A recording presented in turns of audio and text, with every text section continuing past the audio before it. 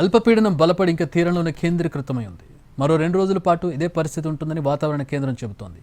అల్పపీడన ప్రభావంతో వచ్చే 4 రోజుల వరకు ఏపీలో పలు ప్రాంతాల్లో తేలికపాటి నుంచి ఓ మోస్తరు వర్షాలు పడే అవకాశం ఉంది. పశ్చిమ బంగాళాఖాతంలో ఏర్పడిన అల్పపీడనం బలహీనపడి తీరానికి సమీపంలోనే ఉందని విశాఖ తుఫాను హెచ్చరికల కేంద్రం చెబుతోంది. తీరం దగ్గరే ఉండటం వల్ల ఆకాశం మేఘావృతమై ఉంది. మరో 2 రోజుల పాటు ఇదే వెదర్ కొనసాగుతుందని చెబుతోంది. 30 నుంచి 40 కిలోమీటర్ల వేగంతో గాలులు వీచే అవకాశముందని వాతావరణ కేంద్రం పేర్కొంది. విశాఖ పోర్టులో 3వ నెంబర్ సాధారణ ప్రమాద హెచ్చరిక కొనసాగుతోంది. గురువారం వరకు మత్స్యకారులు సముద్రంలో వేటకు వెళ్లరాదని అధికారులు హెచ్చరించారు.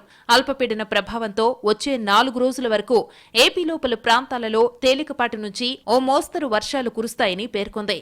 తిరుపతి, నెల్లూరు, ప్రకాశం, బాపట్ల తదితర జిల్లాల్లో భారీ వర్షాలు కురుస్తాయని ఐఎండీ అంచనా వేస్తోంది. రానున్న 24 గంటల్లో జస్ట్ చాలా తక్కువగానే 1-2 చోట్ల ఒక మోస్తరు వర్షాలు వచ్చే ఛాన్స్ అయితే ఉంది.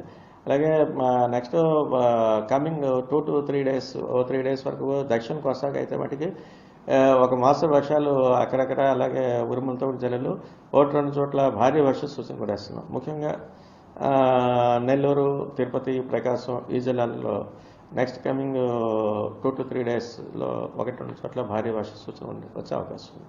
ఆగ్నేయ బంగాళాఖాతంలో ఈ నెల 16న అల్పపీడనం ఏర్పడింది.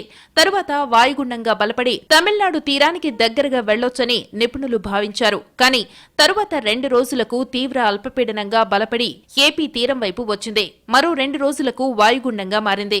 శనివారం తీవ్ర అల్పపీడనంగా బలహీనపడింది. దాదాపు వారం రోజులుగా అల్పపీడనం ప్రయాణం సాగిస్తోంది.